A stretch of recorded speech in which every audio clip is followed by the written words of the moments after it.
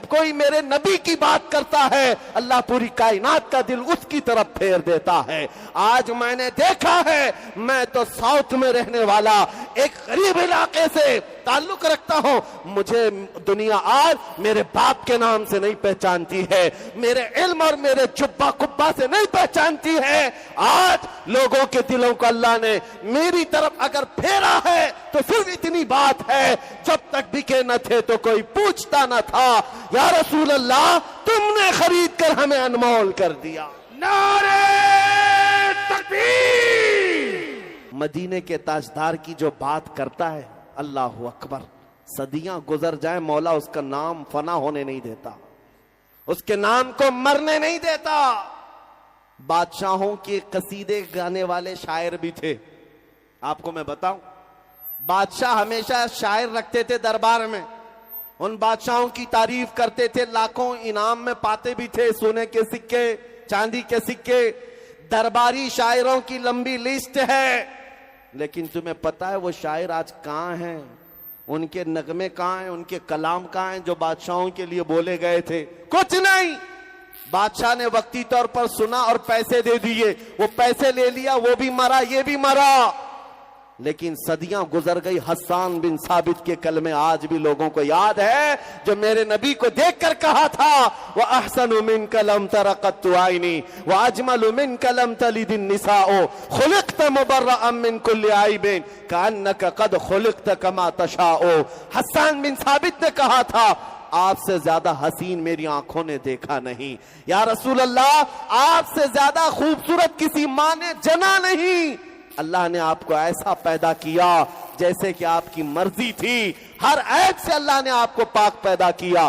میں پوچھتا ہوں اے سنیو، کیا تمہیں یہ قصیدہ یاد ہے؟ مولا یا صلی وسلم دائما ابدا، یاد ہے؟ سنا ہے کبھی؟ مولا یا صلی وسلم دائما ابدا علی حبیبک خیر الخلق کلہم۔ یہ شرف الدین بوسیری کا لکھا ہوا، 700 سال پہلے لکھا ہوا میرے نبی کی شان میں۔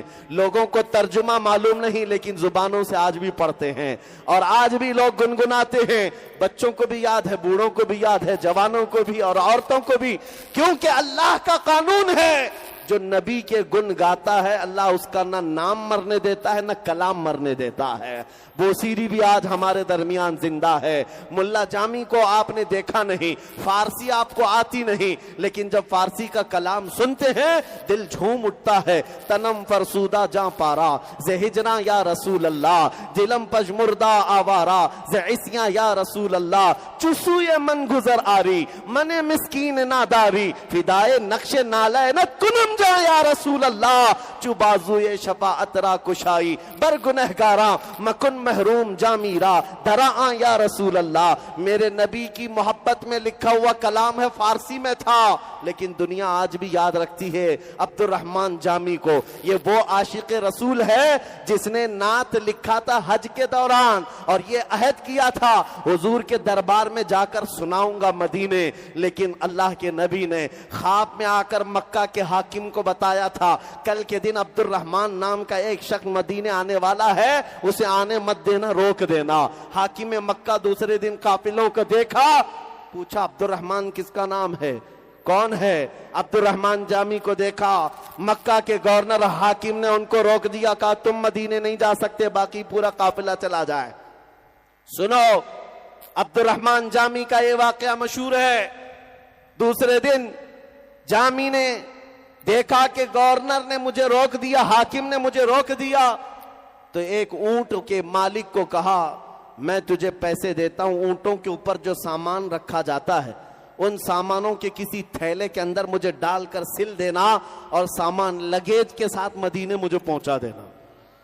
اونٹوں کے قافلے سے مالک سے کہا اور اپنے آپ کو ایک تھیلے کے اندر بند کر لیا اور ان کو تھیلے کے اوپر سے سل دیا گیا۔ لیکن میرے عزیزوں، میرے نبی سے کون سی بات چھپی ہے؟ خواب میں حاکم مکہ کے حضور تشریف لائے دوسرے دن اور ارشاد فرمایا عبد الرحمن نام کا جامی وہ مکہ سے مدینے آ رہا ہے، فلاں اونٹ پر فلاں تھیلے میں بند ہو کر آ رہا ہے۔ حاکم مکہ دوسرے دن قافلوں کی نگرانی کے لیے آیا اور آ کر کے تلاشی لیا، ایک تھیلے کے اندر عبد الرحمن جامی کو پا لیا، کھولا اور کہا میں نے کل آپ کو روکا تھا، پھر آپ جانے کی ہمت کر گئے مدینے، مجھے پتا نہیں کیوں آپ کو روکا جا رہا ہے، ہو سکتا ہے آپ کا کوئی الگ کام ہو، میں اپنی مرضی سے نہیں اللہ کے نبی کی مرضی سے آپ کو روک رہا ہوں، اور لے جا کر کے جیل میں بند کر دیا۔ عبد الرحمن جامی رونے لگ گئے، میرا کیا گناہ، میری کیا خطا ہے، میں نے کیا کیا، حضور کے دربار میں کون سی ایسی خطا سرزد ہوئی، بے اختیار رو پڑے، اپنے نبی کو پکارتے رہے جیل میں۔ حاکم مکہ جو اس وقت تھا وہ بھی عاشق رسول، میرے آقا نے تیسرے روز خواب میں آ کر پوچھا تو نے عبد الرحمن کے ساتھ کیا کیا؟ حاکم مکہ نے کہا میں نے اس کو جیل میں بند کر دیا۔ کہا کیوں؟ اس نے 2 دن بھی کوشش کر کے مدینے پہنچنے کی کوشش کی ہے اور آپ کی مرضی نہیں تھی، اس لیے میں نے اس کو جیل میں بند کر دیا۔ جانتے ہو میرے آقا نے کیا فرمایا؟ اے شریف مکہ، میں نے اس لیے عبد الرحمن کو نہیں روکا کہ وہ گنہگار خطا کار ہے، بلکہ اس لیے روک رہا تھا کہ اس نے ایک ایسی نعت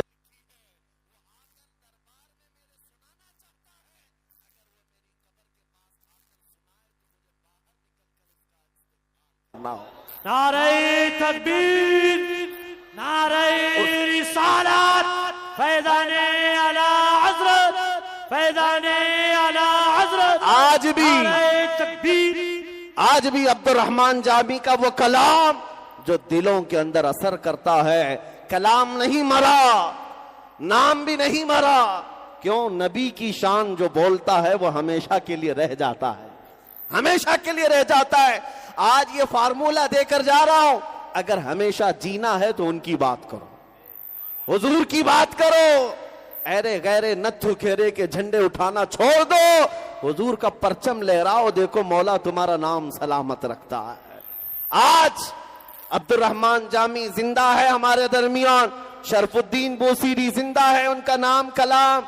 ارے میاں ہم کو تو سمجھ میں نہیں آتی پنجابی، لیکن پیر مہر علی گولڑوی کو جب سنتے ہیں، مکھ چند بدر شاشانی ہے، متھے چمکے لٹھ نورانی ہے، کالی زلف تے اکھ مستانی ہے، مخمور اکھیں ہن مد بھریاں، اس صورت نو میں جان اکھاں کی جان جہاں اکھاں، سچ اکھاں رب دی شان اکھاں، اس شان تو شاناں سب نبیاں، سبحان اللہ ما اجملکا ما اکملکا ما احسنکا، کتھے مہر علی کتھے تیری سنا، گستاخ اکھے کتھی جا اڑیاں۔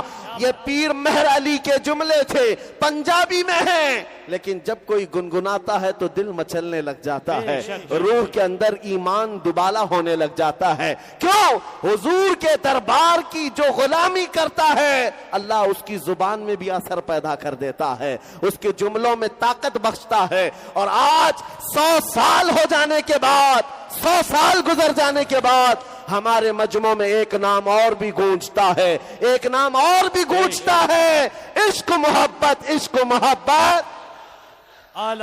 یہ نام کیوں گونجتا ہے؟